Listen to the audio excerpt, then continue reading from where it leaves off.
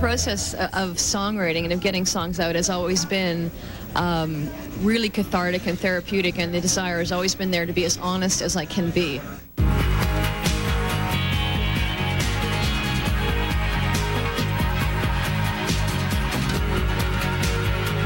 I knew pretty early that I loved to sing and I loved to entertain people.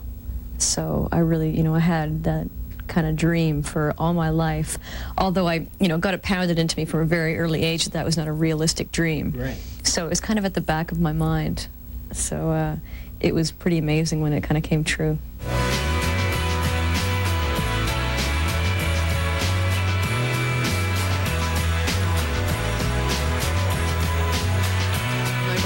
Were very influenced by punk and heavy metal, and in the 70s we got all that stuff coming into the house. They bought everything that came out.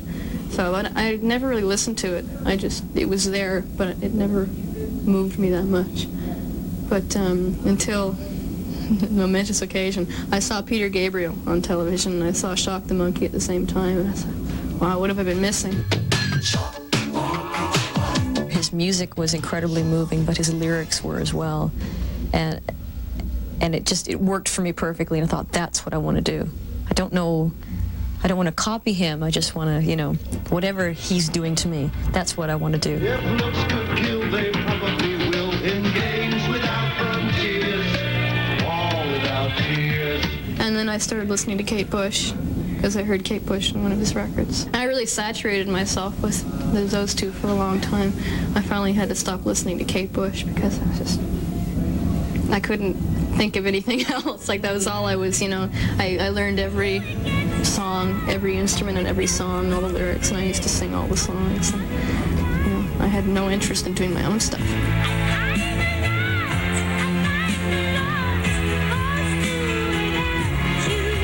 When I took classical lessons, it was always in the hopes that maybe someday, I would be in a rock band or a pop band. But the only form of musical training there was in Halifax was classical, really. So that was simply what one took if you wanted to learn how to play an instrument. When I was 17, I was in a band called the October Game in Halifax. We played all 3 times in 3 years. And the first gig we did, we opened for Mauve. And that was the bassist then of Network, and Mark Jowett was in the guitar player in the band. And he heard me sing and wanted me to join Mauve.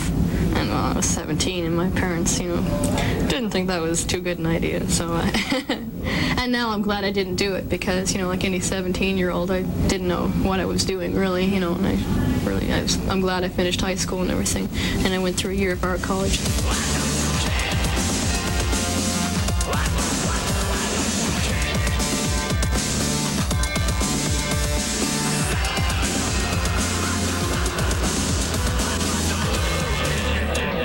My guitar player, in the meantime, kept in contact with Network, and then in May of '86, I'd finished a year of art college, and I was working at the Club Flamingo in Halifax, and Terry McBride came down with Skinny Puffy. They were playing there, and he asked to see me. And I said, no, what does he want to do with me? And he took me out to their tour van, sat me down, and offered me a 5-record contract. And of course, I was, just ridiculously happy, I mean, but why? Why do they want to do this? I mean, I don't have anything out. And I said, well, I've never written a song before. She's just a great talent. Mark saw a certain raw talent there.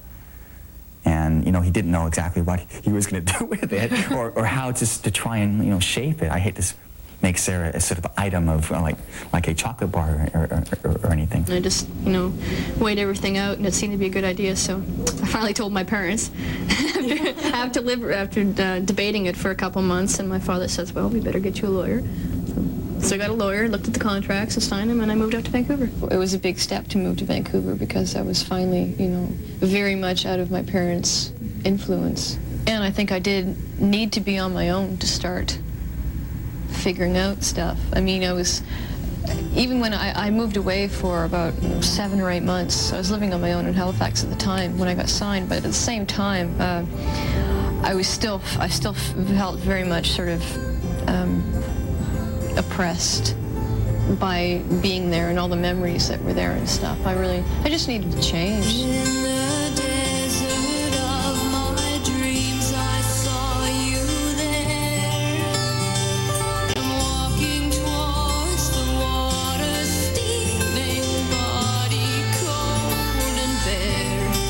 the record was sort of this,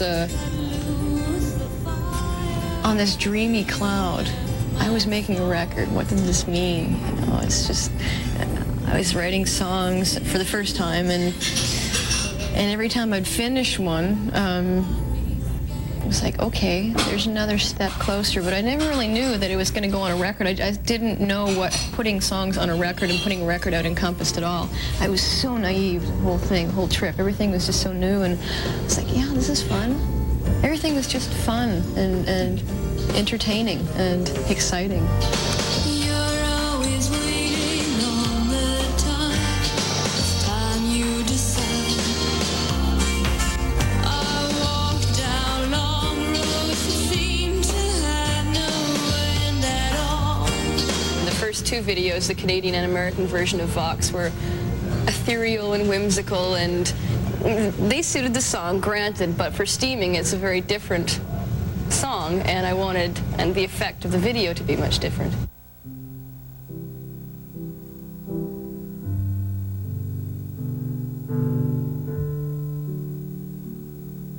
After I moved away from home, I got a job with a teacher at the art college. I was babysitting for him most days, and I was babysitting Ben, who had had a stroke, and they didn't really know what it was caused from, and he got progressively worse. Anyway, he finally had to go to Toronto and go to the hospital, and anyway, it ended up he had a brain tumor, which was inoperable, so in about less than a year he died after that. On the hills of fire, the darkest dawn.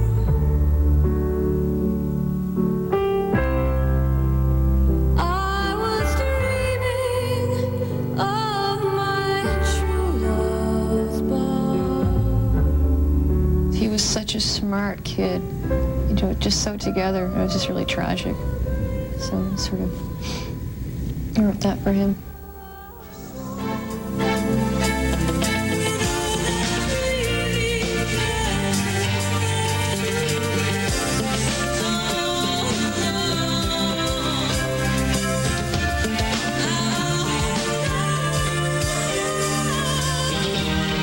Touch especially is it's very visceral and very organic and emotionally based, and just a mood creator once again, which is very much, I think, in retrospect, what Touch is all about for the most part.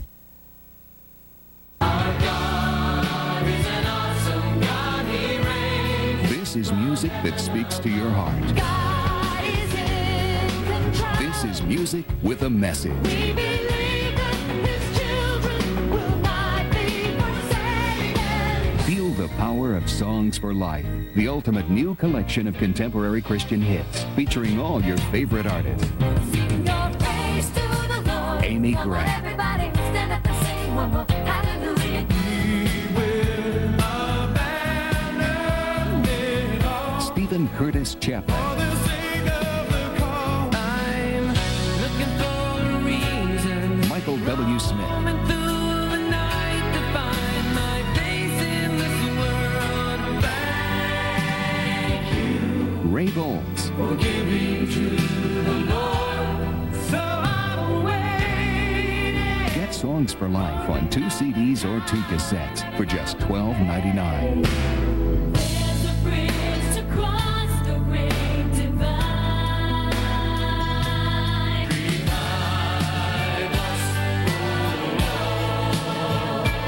I get on my knees. Then audition other Songs for Life albums.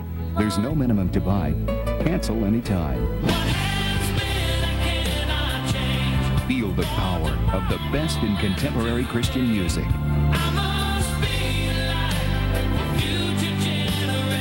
Get Songs for Life today. Call now. To order Songs for Life, use your credit card and call 1-800-309-9797. That's 1-800-309-9797. Or send $12.99 for 2 cassettes or 2 CDs, plus $3.95 shipping and handling to Songs for Life, Department 1, Richmond, Virginia. Call 1-800-309-9797. That's 1-800-309-9797. I am Margaret Trainer. I am 6 years old. I am hooked on phonics. We pretty far into first grade, and she looked at me, you know, these big eyes, and said, "Mommy, I can't read any of these books." My favorite Hooked on Phonics book is The Race. It's just been a wonderful experience for her. And she comes and asks me, you know, "Mommy, let's do Hooked on Phonics." It was such a turnaround. She's feeling like I can read. The all-new Hooked on Phonics. Call now. I am hooked on phonics.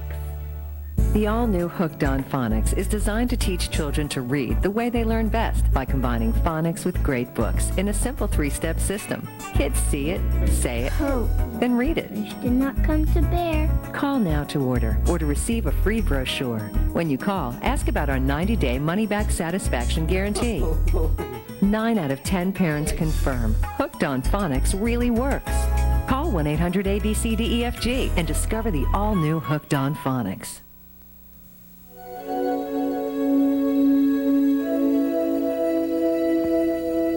I realize how incredibly hard it is to write good songs. And, you know, I'm scared. I mean, what if I can't write a good album next time? You know, I've got 8 albums to do now. I have to write 8 albums worth of material, and I won't do it unless it's, you know, I'm satisfied with it. I won't put it out. When we wore a heart of stone, we wandered to the sea, hoping to find some comfort there, yearning to feel free. I just really wanted to make a great record, great music, wanted to please myself, wanted to do it my way, wanted the songs to be how I wanted them to be and not how anybody else wanted them to be. And I think I've pretty much achieved that.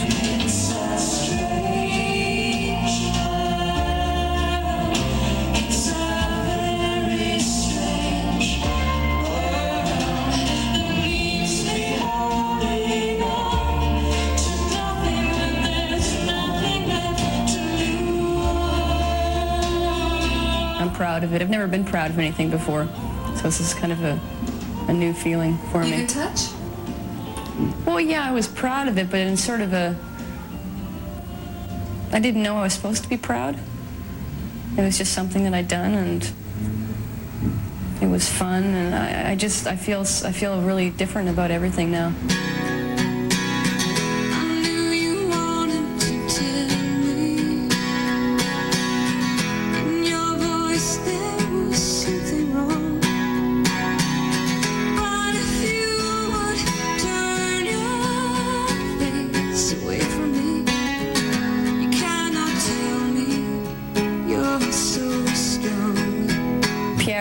Really helped me with my confidence as far as music goes, and believing what I believe in and not sort of believing it and going, well, all this double think, you know, you think you know what you want and then somebody else comes in, but you can't do that or you can't do this because of this and this. She says, just stand for what you believe in and don't tell anybody that you can't do it, because you can, because it's art, and it's, you know, they can say it's business all you want, but, you know, art, music is something so precious, and you can't let them take it away from you. You can't let them try and make it what you don't want it to be. In the terms of endearment,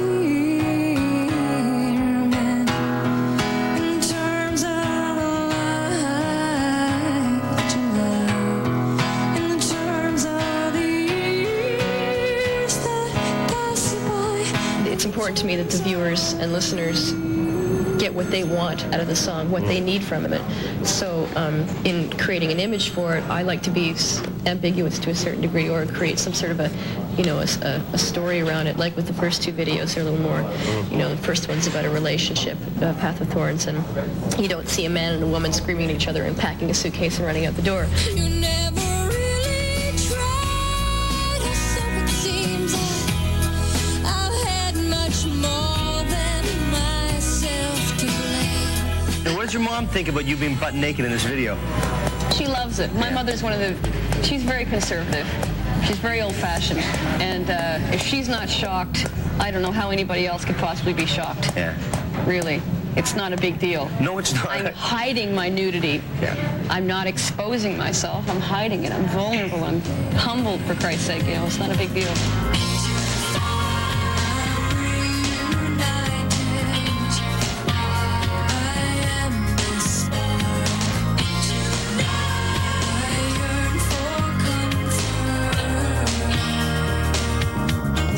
very introspective, and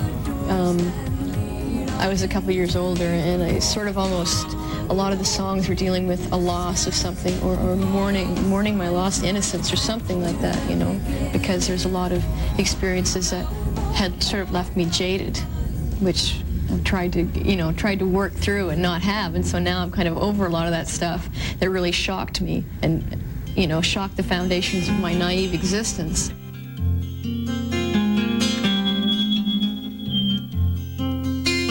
I've always tried to portray a sense of hope, and on occasion, especially in songs like Ice, there actually isn't much hope for the characters in that song, which is very much probably because of my trip to Thailand and Cambodia. In countries like Thailand specifically, young girls, very young girls, teens, preteens, come in from the farmlands to the big cities, and not good stuff happens to them.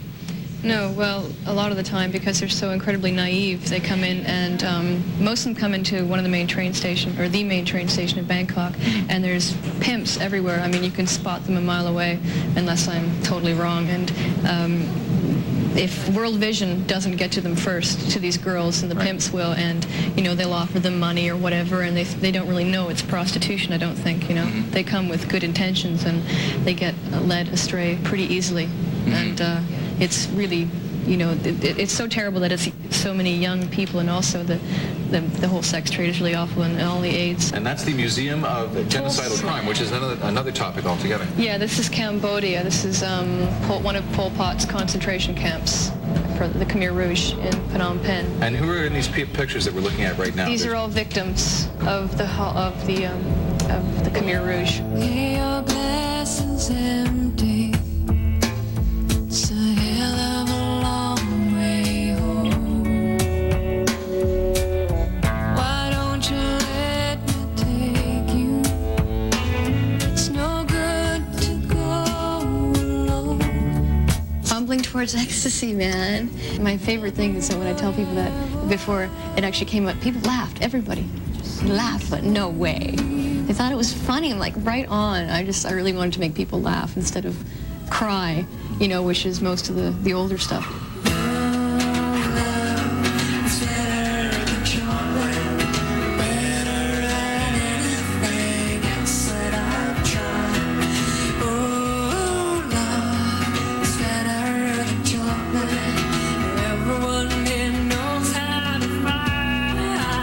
With the past two records, in retrospect, I can sort of look back at those and say that most of the songs are written from a spiritually low place, from negative energy, and I think most of Fumbling Towards Ecstasy was written from positive energy, from a high spiritual place, and a lot of that had to do with the fact that I was very much alone for pretty much 7 months when I was writing and making the record in Warren Heights. And that downtime of complete solitude really allowed me to go much deeper inside myself than I ever had before.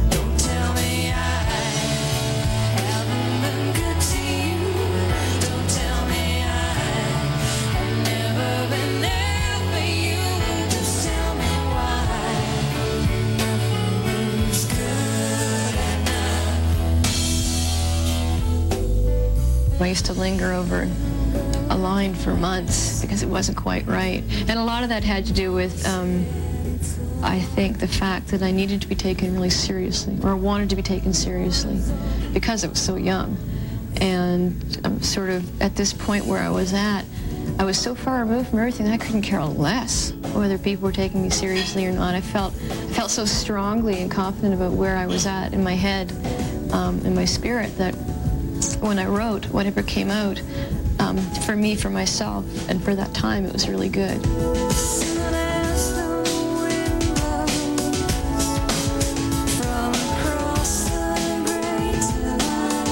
I wrote that after getting, for quite a long, over an expansive time, quite a number of letters from different people, and just the intensity of the fantasies that were created in these letters, where I was placed into, where I fit into their worlds that they had created for me and them.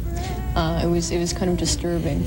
And after I wipe away the tears, just close your eyes.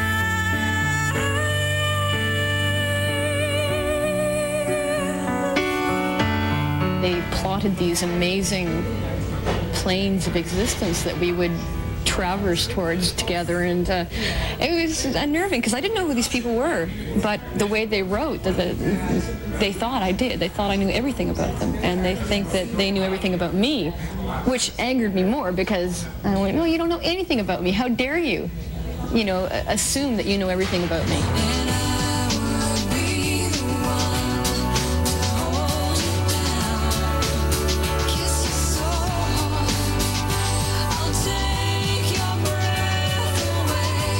Because I write such emotionally based songs, I think it's what I want to do. I want to resonate with other people's souls and kindred spirits. And we all have similar emotions. It's just some people take it to a greater degree and kind of go overboard. But I wrote that to deal with that. So I sort of saved myself in the third verse by saying I'd never act on it. I put myself into the murderers or the rapists' shoes, however deep you want to go with it.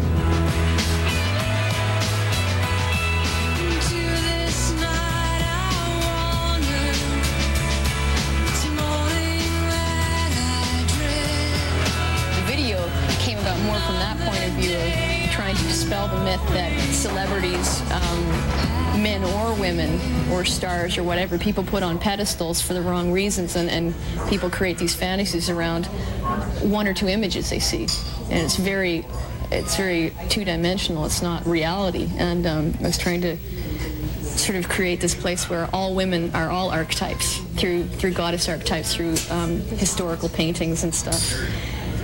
And I don't know if it actually worked.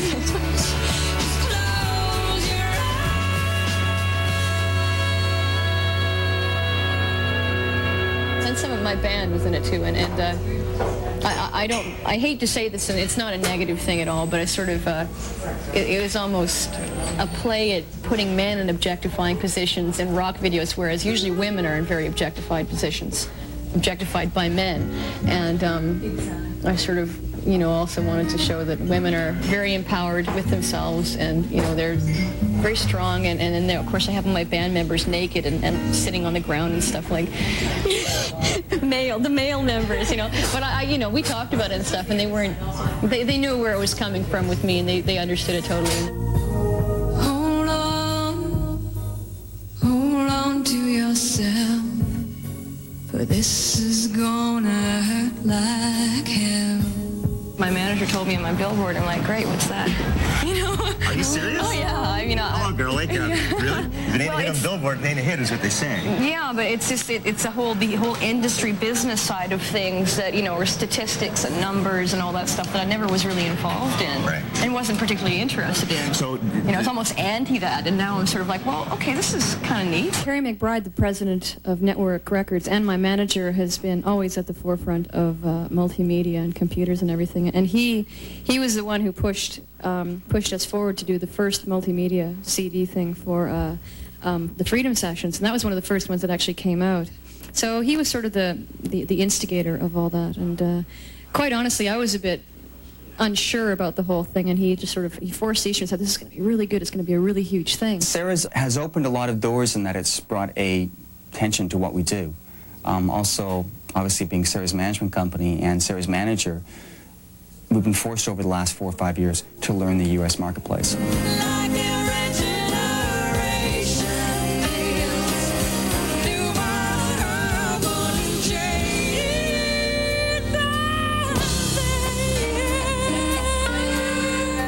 Has been an amazing trip for me, because especially in America, because that kind of really hit for the first time and became really successful there. And I will remember you.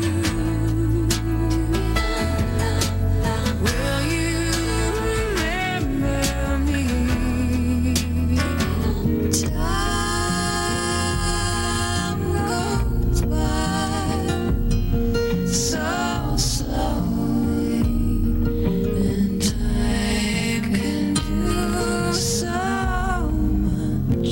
Greg Keeler, who's a good friend of mine from Blue Rodeo, made me aware of the whole situation. I had heard of Leonard Peltier a long time ago, sort of in the periphery of my existence, but it was when I was very young, and it went away for a long time, and I think it's great that it's been brought to the forefront again, and this fellow has been wrongly accused of killing some FBI agents and has been in jail for years and years and years.